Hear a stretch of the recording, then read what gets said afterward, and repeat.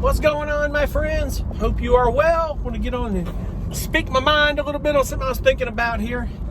You know, it's all about music. It's about what my channel is about. And some things I give some insight to, like the music I write and the things I do, and where my music is placed and stuff like that. And stuff about music licensing and film and TV placement, you know. And if you're an aspiring composer that wants to do that, you know, I mean, I hope that I bring some pretty good insight to the table. I really hope that I do.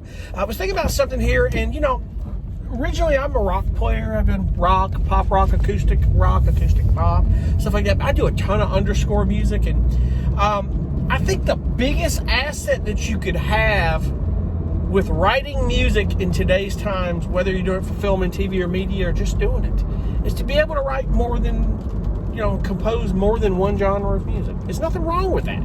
There's nothing. You're going to have people that are go, well, what are you doing, man? You're a rock player. I don't know. What is that you're doing, man? You know, you'll have haters.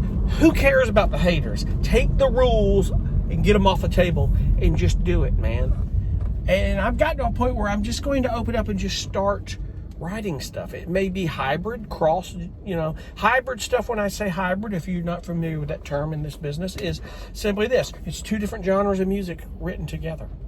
In other words, I'm going to start doing some like hip-hop, guitar. It's out there, like lo-fi hip-hop, and people are doing this stuff. And just start mixing different things and doing different music. And I'm going to start releasing it. This is going to be a little bit something I'm doing than just putting it with exclusive publishers. It'll be put in different places, non-exclusive, but I'm going to release it, like, you know, on Spotify, do a lot of stuff, because I think there's a lot of music out there that people love that's different.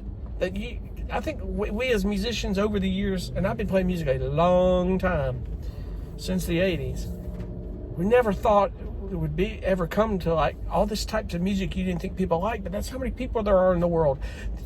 Don't think that your music doesn't have a group of people that love it. There's enough people in the world that will follow you and love your music for what you do. And then people love things, they crave things that are different. They love it. There's just so many people that are consuming so much music.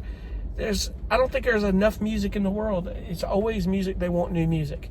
Because you're listening to it, you want new music. And there's a good reason why that exists. I think it's a great thing that it exists. There should always be new music coming into the world.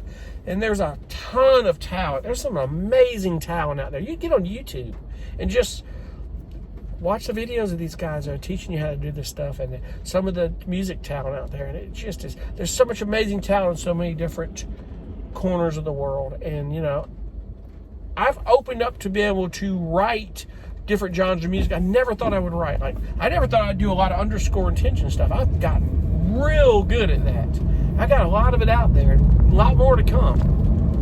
And a lot of it's being placed. I think it's really cool. But I'm going to venture off and do a lot of other stuff. And what the beauty of all this is simply this. In today's time, the independent artist, there's never a better time to write music than now, really.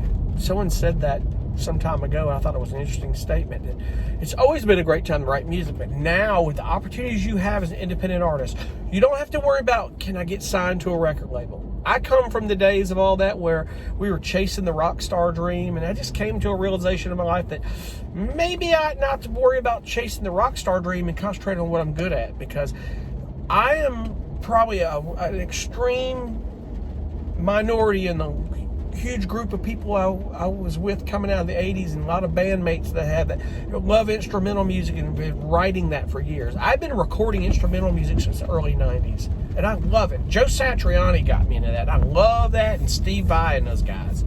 But instrumental music has changed so much with the post-rock stuff and the ambient, and I love that stuff. And my goal this year is to put a new record release out. It's going to be something. It might be this stuff. It's definitely going to be some ambient stuff I want to do, and I really want to do that. It's been a while. I think it's been too long since I put an album out, and it's time, you know. And I really want to embrace that, as I still want to work very hard and get a lot of music to publishers. I think I want to diversify more and release more music out there. And it's interesting how this is evolving. It's frustrating, you know, how it's changed stuff. And you come from the music business that I came from, was very frustrating, but there's some things that are different now that people are like, music's just not what it used to be. I'm like, well, probably isn't. It changes. music's never what it's going to be used to be. If you compare the 50s to the 80s, it definitely wasn't what it used to be if you came from that 30-year period. Like my dad used to say in the 80s, he'd hear what we were listening to, and my dad would go, it's not the music that it used to be, you know? I mean, of course. And it's a good thing it evolves and changes, because if we were still listening to 50s music now and it never changed, music wouldn't have any value or any color to it. None. And I think that's with technology, if we had the technology today, if I'd had the technology today that we have back in the 80s and the 90s, oh man, it would have been just amazing, the stuff that we could have done, you know? And I think it's cool. I love it. I embrace the music technology that we have today, because I come from days of recording on tape and recording on cassettes, multi-tracking on cassettes and reel-to-reel. The struggle is real there. But I'll tell you what, some of the best music that was ever written was on tape. And it was one of those things that you recorded those parts live. You got in there and they hit it hard. There was no, we're going to comp and arrange this little loop here. There were techniques where they did do it, but when you were down to 4 and 8 and 12 and 16 tracks, and you were at 24 too, depending on the production you were doing, you had to really hit as much as you could live and then mix it out and get it done. There are some of the best records ever recorded were done live. They were done live. They were performed live. I'll give you one rock example from the late 80s to the early 90s. The Black Crowes' second record, Southern Harmony and Musical Companion. Well, man, that was a great record. The whole album was done live on ADATs. And they mixed it down. It was amazing.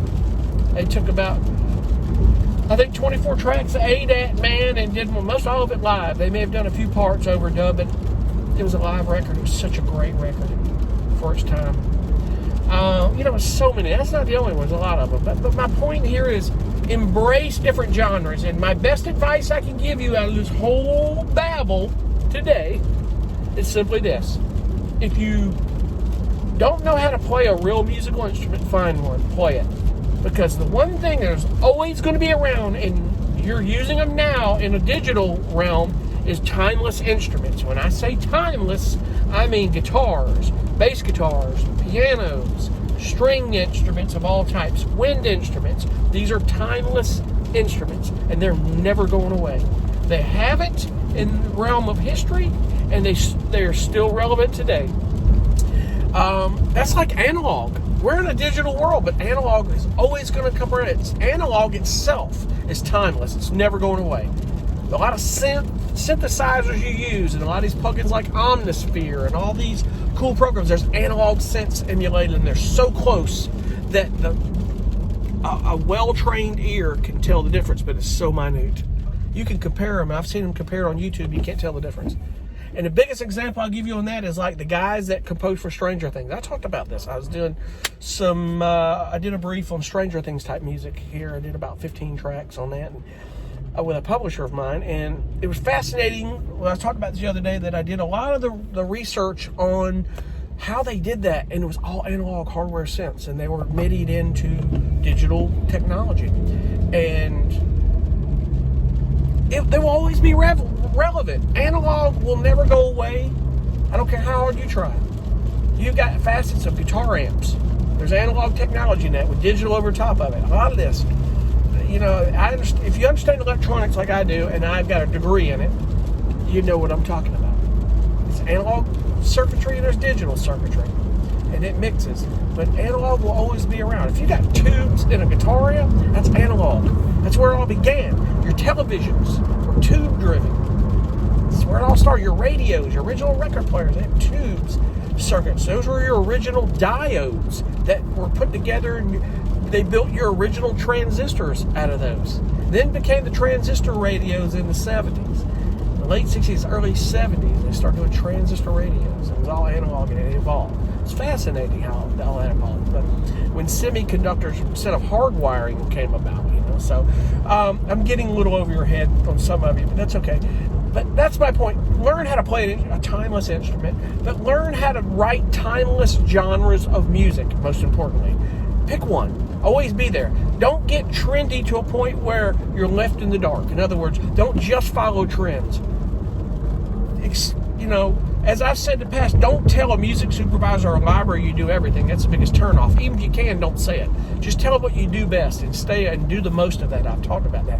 But work on other genres and work on timeless genres of music with timeless instruments, because it is very important to keep yourself always relevant. Seriously, always. And it will help you tremendously.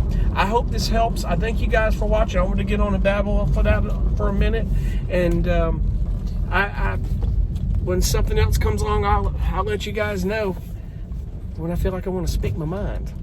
I thank you so much for watching. Y'all be cool. We'll see you on the next video. Thanks. Bye.